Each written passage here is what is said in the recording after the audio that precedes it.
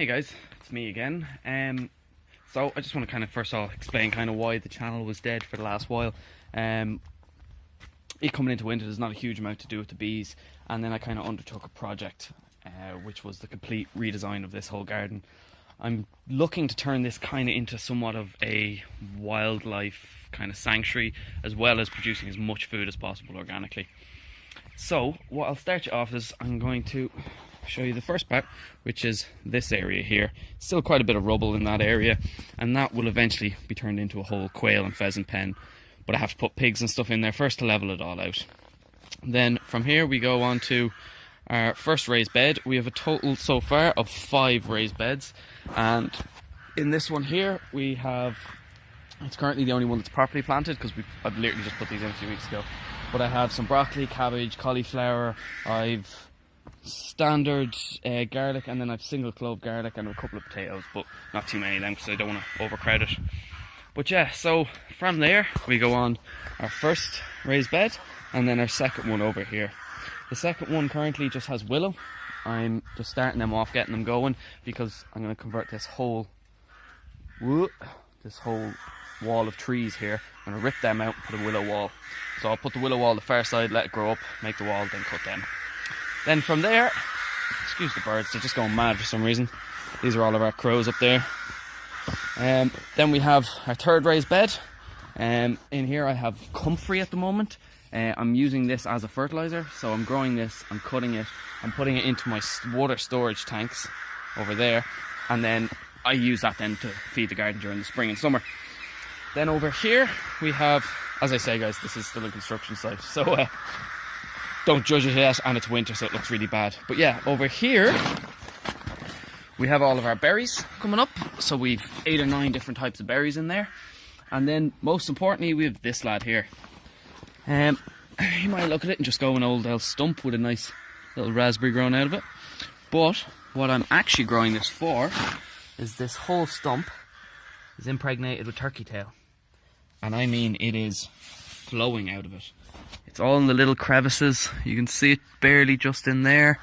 It's all over the whole thing, which is kind of funny because I was searching for turkey tail for quite a long time to put it in the garden, to put it or spawn it into logs and stuff. I couldn't find it, so I took some from that one and then I put it into these guys here, so that eventually I will put them out in the garden once the garden's done and hopefully grow some turkey tail off them. Then the main change to the garden, which you've probably seen this garden in other videos because I do most of my videos in this garden, and it was just lawns and stuff like that. Now we have a huge pond. This is eventually going to be a self-filtration pond, and then as well we have a river that's running off the pond. So I'll just show you here. This is the river, little waterfall goes up into the main area. Now, as I said again, this has only just started, so there's still a lot of work to go. Then over in this corner I have 1 raised bed and 2 raised beds, but they don't have anything in them yet.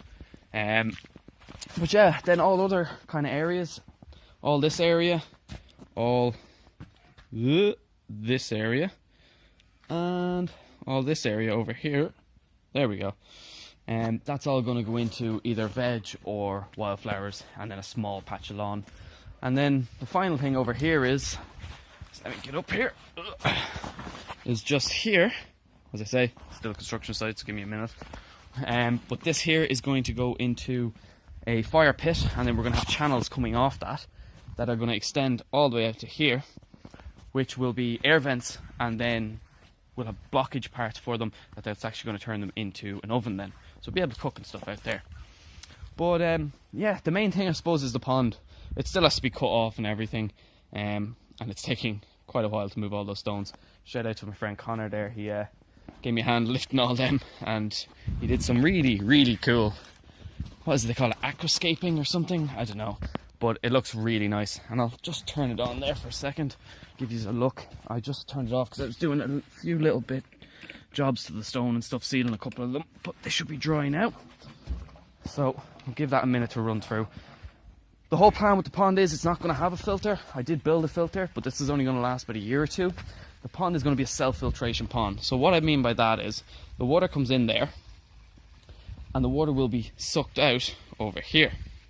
And in between, just here, this area is going to be a bed of bulrush and other plants and stuff like that. So what it will do then is it'll push the water from this side, it'll come out here, it'll push the water through this way and get sucked up over there, and then pump back up to the top and flows out.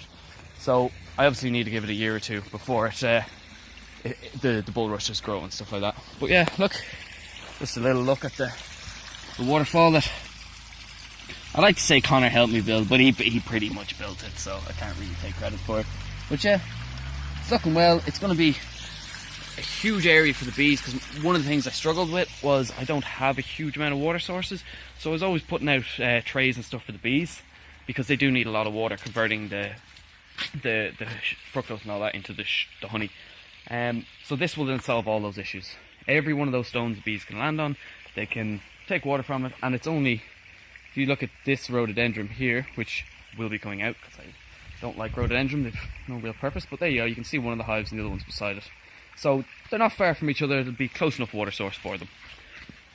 Then the final thing is this here. This is going to be getting rid of. This is my pump house for my well, and then it's also got storing the electricity then for the pump. But I will be completely getting rid of this because it is huge, unsightly, and I can reduce it down to about quarter the size it is, which that'll be happy days. And I'll just put a little, kind of like these beehives. Hold on one second. These beehives here, I'm going to make a larger one of them and just sit it over it. So if I need to do any maintenance or anything, I can just lift it off. But it'll look nice as well. Because I want to, fair enough, this is going to be a working garden. And it's going to hopefully produce all the food that I need. But at the same time, it still wants to look pretty, because there's the house, like, ooh, there's the kitchen window. You know what I mean? So when you're looking at it, you want it to look nice. But yeah, guys, that's kind of why I've been so quiet recently on the channel, and hopefully I'll get a few more videos up. I have a couple of them coming up now. I have a tanning video for deer hide, I have the winter prep for the bees, so I'll get a couple more up hopefully in the next few weeks. But yeah, guys, that's my construction site at the moment, that hopefully... Oh, and one last thing, as you can tell by this big hut here, we got a couple of chickens in. So apparently I pressed the power button, stopped all videoing. But yeah, as I was saying there, we got a couple of chickens. Ooh, there's the hutch for them. So we're going to be having them kind of free roaming. We'll cordon off certain areas, but they should have free access to the whole area. But yeah, guys, that's it. Thanks a million for watching, and I'll hopefully see you in the next video. Good luck.